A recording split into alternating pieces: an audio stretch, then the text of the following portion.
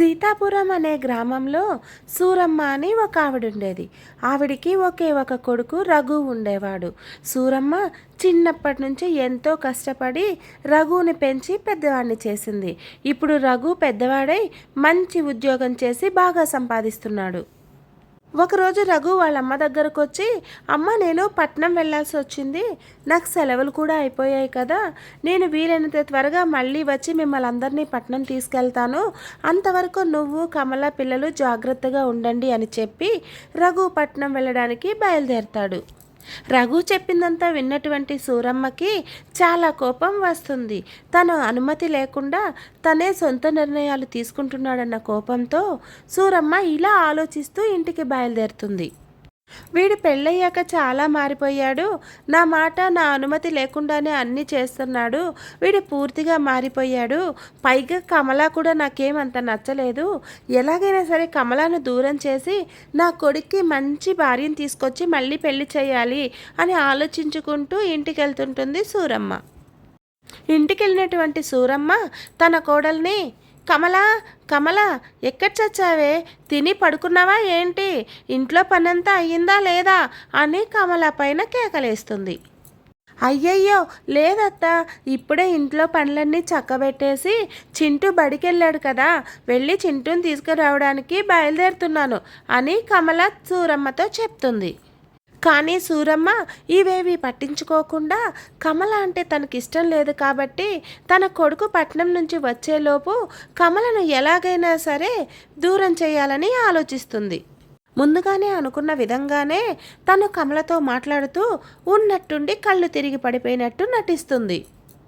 ఇవేమీ తెలియనటువంటి కమల, అయ్యయ్యో ఈవిడేంటి ఇలా పడిపోయిందని కంగారు పడుతూ ఆవిడ్ని లేపడానికి ప్రయత్నిస్తూ ఉంటుంది. కాసేపటి తర్వాత పైకి లేచినటువంటి సూరమ్మ, అయ్యో కమల, నాకు చాలా నీరసంగా ఉంది, ఎందుకో ఈ మధ్య నాకు అసలు ఒంట్లో బాగుండడం లేదు, ఏం చేయాలో అర్థం కావట్లేదు అని కమలతో అంటుంది. ఏంటో ఈ మాయదారి జబ్బు ఈ వయసులోనే రావాలనా నాకు, దీనికి మన ఊరి అడవిలో ఒక పెద్ద చెట్టు ఉంది, ఆ మర్రి చెట్టు కింద ఒక చిన్న కుటీరంలో ఒక ముసలావిడ ఉంది, ఆవిడ మంచి మందిస్తుందని అందరూ అంటుంటే విన్నాను, నువ్వు అక్కడికి వెళ్ళి నా కోసం తీసుకొస్తావా అని సూరమ్మ కమలమ్మను అడుగుతుంది. అప్పుడు కమల, అలాగే నేను వెళ్ళి మీకు మందు తీసుకొస్తానండి, మీరు ఇక్కడే ఉండండి, చింటూ కోసం నేను ఎవరినో ఒకరిని పురమాయిస్తానని చెప్పి కమల అడవిలోకి బయలుదేరుతుంది. అప్పుడు సూరమ్మ తను అనుకున్నదంతా జరుగుతున్నందుకు లోపల చాలా సంతోషిస్తుంది. ఎందుకంటే సూరమ్మకి చాలా బాగా తెలుసు ఆ అడవిలో కుటీరం అనేదే అస్సలు లేదు, అక్కడ మర్రి చెట్టు కింద ఒక దయ్యం ఉంది, అది ఎలాగైనా సరే కమలను తినేస్తుంది కాబట్టి తనకు కమల పీడ విరగడైపోతుందని సంతోషిస్తుంది. పాపం కమల, ఇవేమీ తెలియనటువంటి కమల అడవిలో నడుచుకుంటూ ఆ చెట్టు ఎక్కడుందా అని వెతుక్కుంటూ చివరికి ఆ చెట్టు దగ్గరికి చేరుతుంది. ఆ చెట్టు మీదే ఎన్నో సంవత్సరాల నుంచి నివసిస్తున్నటువంటి ఆ దయ్యం కమల రావడం చూసి కిందకొస్తుంది. కమల ఆ దయ్యాన్ని చూడగానే, అయ్య బాబోయ్ దయ్యం, ఇది ఇక్కడికి ఎలా వచ్చింది, ఇక్కడ కుటీరం కదా ఉంటుందని చెప్పింది, కానీ ఇక్కడ దయ్యం ఉందేంటి అని కమల లోపల ఎంతో భయపడిపోతూ ఉంటుంది. అప్పుడు దయ్యము కమలతో ఇలా అంటుంది, ఎవరు నువ్వు, ఇక్కడికి ఎందుకు వచ్చావు, ఇక్కడ నీకేం పని, ఎవ్వరూ రాని ఈ కారడవిలోకి నీవెలా వచ్చావు, నీకు ఏంటంత అవసరం అని దయ్యం కమలను అడుగుతుంది. అప్పుడు కమల భయపడుతూనే, నా పేరు కమల, నేను పక్కనే ఉండే సీతాపురంలో ఉంటాను, మా అత్తగారికి ఒంట్లో ఆరోగ్యం బాగోలేదు, ఆవిడికి ఎవరో చెప్పారంట ఇక్కడ అడవిలో ఒక పెద్ద మర్రి చెట్టు ఉంది, దాని కింద ఒక కుటీరం ఉంది, అక్కడ ఒక ఆవిడ ఉంటుందంట, ఆవిడ మందిస్తే ఆ మందు మా అత్తగారికి తీసుకెళ్లాలని వచ్చాను అని చెప్తుంది కమల ఆ దయ్యంతో. కమల చెప్పిందంతా విన్నటువంటి ఆ దయ్యానికి నిజం మొత్తం అర్థమవుతుంది.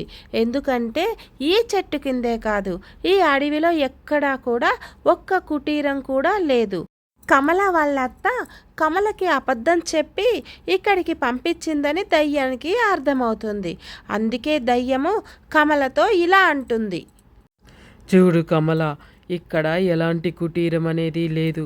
మీ అత్తగారు నీకు అబద్ధం చెప్పి ఇక్కడికి పంపించారు.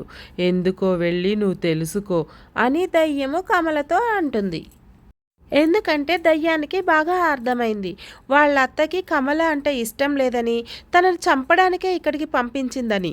అప్పుడు కమల దయ్యం మాటలు విని ఇలా ఆలోచిస్తోంది. మా అత్తగారు నాకెందుకు అబద్ధం చెప్తారు అని దయ్యంతో ఇలా అంటోంది. లేదు లేదు, మా అత్తగారు నాకెందుకు అబద్ధం చెప్తారు, ఆవిడికి నిజంగానే ఒంట్లో బాగోలేదు, ఆవిడికి మందు కోసమే ఇక్కడికి వచ్చానని చెప్తుంది కమల. అప్పుడు దయ్యం కమలతో ఇలా అంటుంది. చూడు కమల, నువ్వు పిచ్చిదానిలా ఉన్నావు.